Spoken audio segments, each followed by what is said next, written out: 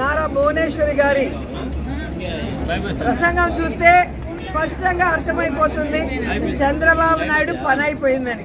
So మేము ఏదైతే ఎన్ని రోజులు చెప్పుకుంటూ వచ్చామో ఈరోజు తన మనసులో మాట చంద్రబాబు నాయుడుకి రెస్ట్ తీసుకునే వయసు వచ్చింది, ఇక ఆయన రెస్ట్ తీసుకుంటాడు, కుప్పంలో కంటెస్ట్ చేయాలని నాకు కోరికగా ఉంది అని చెప్పి భువనేశ్వరి గారు తన కోరిక బయట పెట్టడం చూస్తుంటే పాపం చంద్రబాబు నాయుడుకి పని అయిపోయిందన్న సంగతి అర్థమై ఉంటుందని అనుకుంటున్నాను. ఎందుకంటే ఈరోజు కుప్పం ప్రజలకి తాను 3 సార్లు ముఖ్యమంత్రి అయినా మంచినీళ్ళు కూడా ఇవ్వలేని పరిస్థితి. 26వ తేదీ జగన్మోహన్ రెడ్డి గారు వస్తున్నారు. కుప్పం చిరకాల కోరిక అయిన మరి హంద్రీ నివా ద్వారా ఏ విధంగా నీళ్లు ఇవ్వబోతున్నారో కళ్ళారా చూడబోతున్నారు. అంతేకాకుండా అక్కడ ప్రజలు కోరుకున్న విధంగా మున్సిపాలిటీని చేశాం, రెవెన్యూ డివిజన్ ని చేశాం.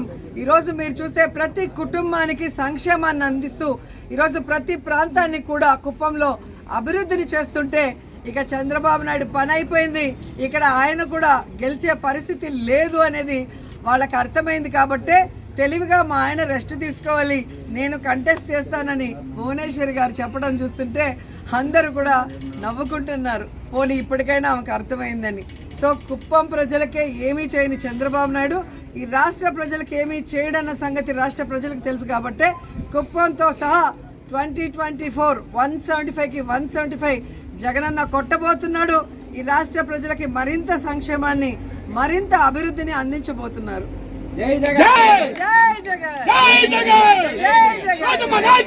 మిమ్మల్ని అందరం చూసి ఈ నిజం గెలవాలి యాత్ర చూసి తర్వాత కుప్పంకి వచ్చి నాకు ఒక కోరిక వచ్చింది నా మనసులో. మీరు ఫ్రీగా ఉండండి, నేనేం కొట్టను తెట్టున్నా మిమ్మల్ని. చంద్రబాబు నాయుడు గారు 35 ఏళ్ళ నుంచి మీరు ఆ నమ్మకంతో ఆయన ఎమ్మెల్యేగా చేశారు, అవునా కాదా? ఇప్పుడు నాకు ఒక కోరిక కలిగింది, ఆయన్ని కొంచెం రెస్ట్ తీసుకోమని నేను నుంచుందాం అనుకుంటున్నాను. సో ఎవరికి చంద్రబాబు నాయుడు గారు కావాలో చేతులెత్తండి. అదే అందరు చేతులెత్తండి. నేను నాకు ఇద్దరు కుదరదు కదమ్మా, ఎవరన్నా ఒక్కలే చెప్పాలి.